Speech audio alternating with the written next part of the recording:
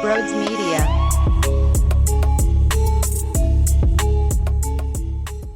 No way! No way! No way! No! No! No! No! No! There's no fucking way that just happened to this baseball team! How?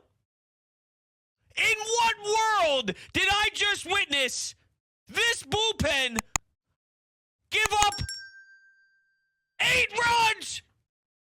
7 runs in the 9th inning. 7 runs. 7 runs.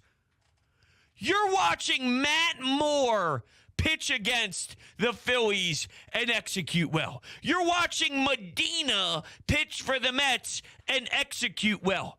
The reason I'm bringing that up is because even if you have garbage pitchers on the mound, when you have that much of a lead, it's nearly impossible to lose.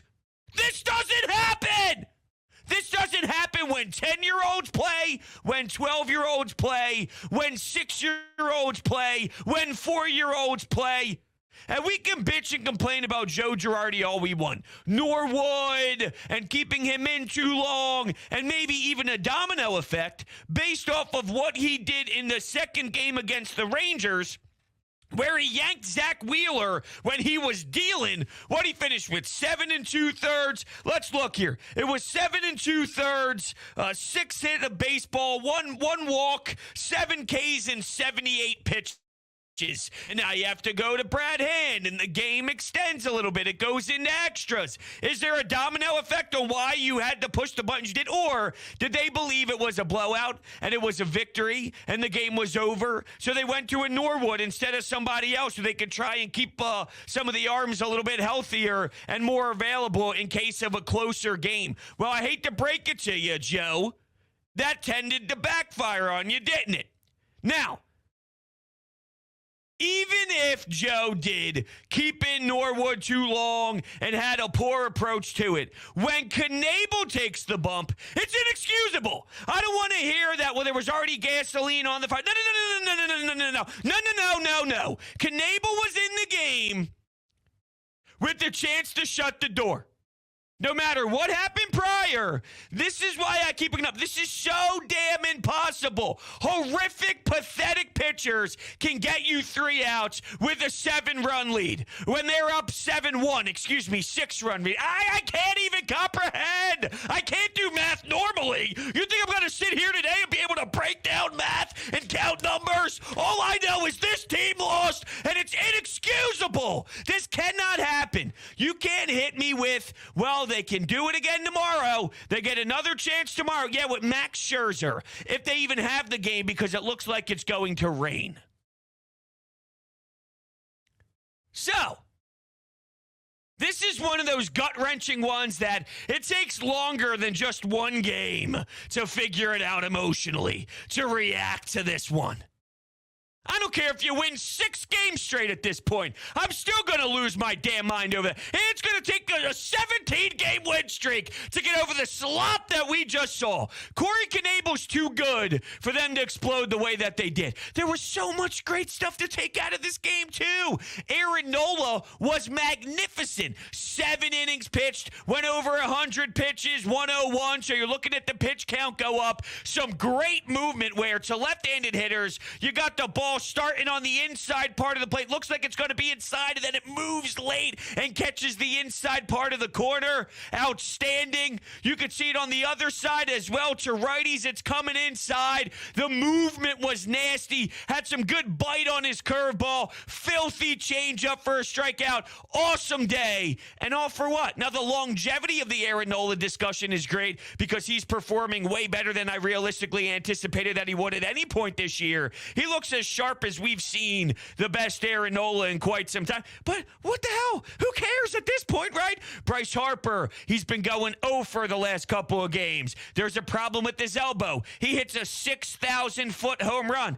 Okay, who cares? Who cares anymore? more. Nick Castellanos back to back. Now he's banged up. He gets hit in the forearm area. He leaves the game. And you could tell when he was getting checked out over at first base, they squeezed his forearm. He did a little bit of a flinch. You could see that there was discomfort. And his natural reaction was, oh, damn, this sucks. This hurts. He leaves the game. Now what do you have out in right field? Don't give me no Roman Quinn bullshit. The guy can't play a lick of Major League Baseball. The dude can't hit to save his life. So now you try and bunt the guy, and the guy can't even bunt. He blows so much. Don't give me that. We don't know the current update. Apparently, what the latest was is the X-ray came back negative, but who knows what that means for the long term. We originally heard that Mickey Moniak didn't have an issue, and then he had a fracture in his wrist, and he was out for quite some time. So until there's actually something legitimately labeled, and I see Nick Castellanos in the lineup again, I'm not going to feel any sort of,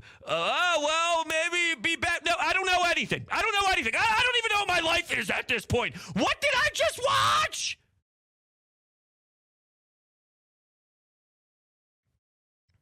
All of these great emotions that we just processed and we went through. I had my whole notebook planned out. This is great. This is excellent.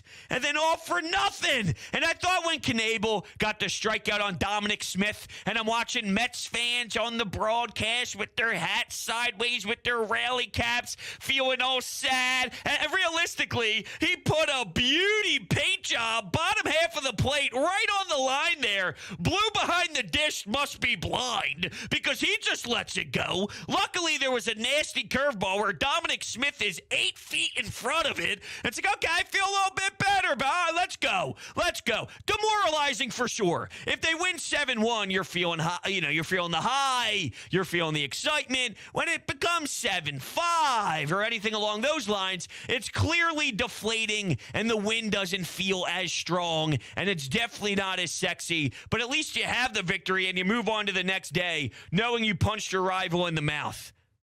Everyone keeps talking about how much this Mets team is different and how they just feel like a different environment and their vibe is unbelievable. And sure, there's truth to that as just a baseball fan that watches around the league.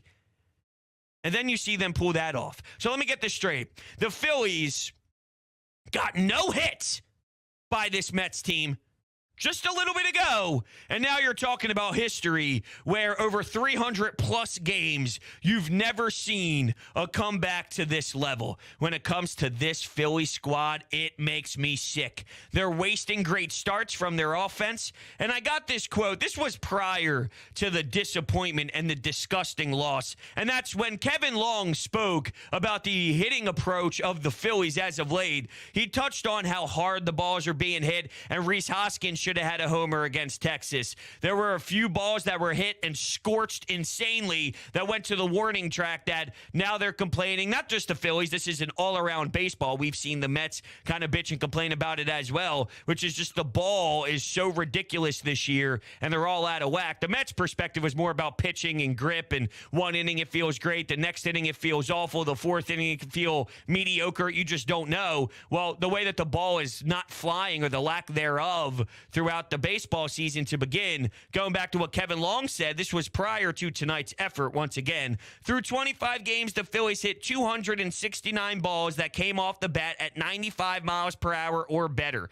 That's the most in the National League. Their hard hit percentage, 95 miles per hour or better, was also tops in the league at 43.7%. So they feel that even if they're not necessarily getting the results that they're looking for, over 162 games of hitting the baseball and demolishing it with this type of hit rate, or exit velocity, and how hard they're hitting it will then rise and their hit rate will be more successful. And it's hard for me to knock that. You saw the offense explode. Gene Segura at the bottom of the lineup got a couple hits. You look at a double Bryce Harper, who got the RBI. Look, you took advantage of the made mistakes by Francisco Lindor. Can't properly field the ground ball. Now you got JT, you got Bryce Harper, you got your guys raking early on. Nick Castellanos, a couple RBI ground outs, so doing it the old-fashioned way, just getting a run across the board by putting the ball in play and seeing what's happening. And then with the blink of an eye, with 1 inning to go. And I know we were all somewhat laughing internally, like, no, not today. No, don't do this to me. But it was somewhat sarcastic. Even when it got to 7-5, you just thought the percentages. Okay, what are the chances? The chances of winning that game had to have been 0.0001 once you got that second out based off all the success that they had to that point to even reach the circumstance that we were in. Okay, you're going to make me feel pain, and you're going to make this win not as exciting and suck the life out of it. But there's no way they lose, right? And now I'm watching the ball fly to deep center field. Starling Marte, it goes off the wall. I'm watching the outfield run. And I was having fun at one point where Kyle Schwarber's outrunning a foul ball. And he's doing this little hippity-hoppity catch as he runs past the ball and he goes backwards to get it. He's smiling. The guys are laughing. I quote tweeted, "This is fun. This is so damn fun." And now... I'm